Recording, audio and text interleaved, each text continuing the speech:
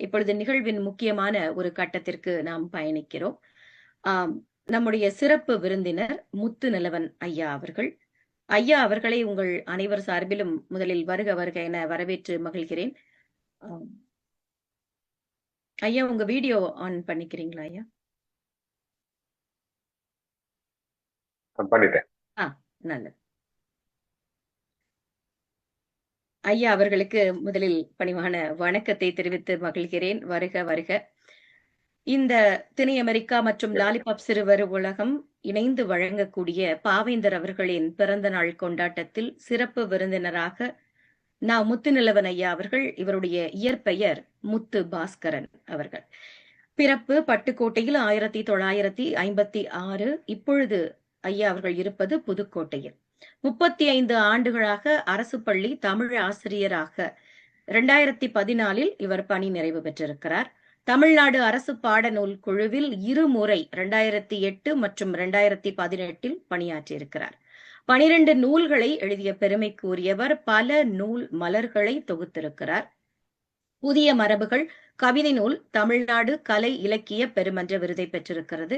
புதிய மரபுகள் மதுரை காமராஜர் பல்கலை MA தமிழ் வகுப்பு பாட நூலாகவும் இருக்கிறது.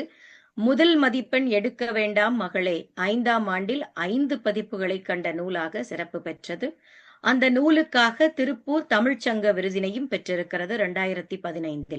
அதே நூலுக்கு சென்னை கவிதை உறவு அமைப்பின் முதற் பரிசு 2015 கிடைத்திருக்கிறது. பல்வேறு அமைப்புகள் பாவேந்தர் விருது, தொல்காப்பியர் விருதுகள் போன்ற விருதினை பெற்ற பெருமைக்குரியவர். கல்கி சிறுகதை போட்டியில் 2 முறை பரிசுகளை பெற்றிருக்கிறார். 2024 வட அமெரிக்க தமிழ்ச்சங்க பேரவை ஃபெட்னா அழைப்பினை ஏற்று அமெரிக்காவிற்கு வந்து கவியரங்க தலைமை உட்பட பல நிகழ்ச்சிகளில் பங்கேற்றிருக்கிறார்.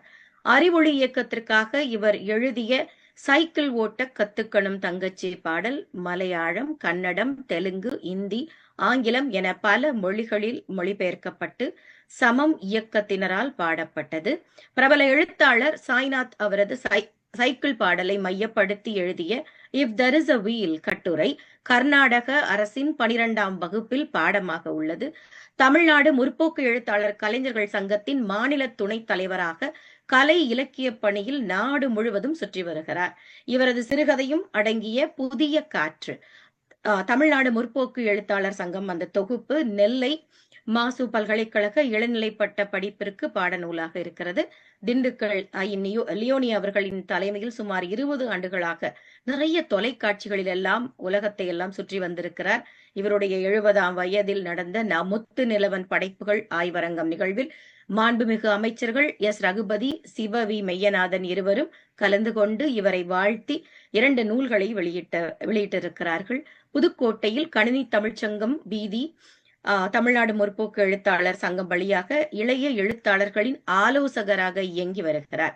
இப்படி இவரது பெருமையை சொல்லிக்கொண்டே போகலாம். அப்படிப்பட்ட பெருமைக்குரிய முத்துநிலவன் ஐயா அவர்களை சிறப்புரையாற்ற உங்கள் அனைவர் சார்பிலும் வரவேற்று மகிழ்கிறேன். வாங்கய்யா.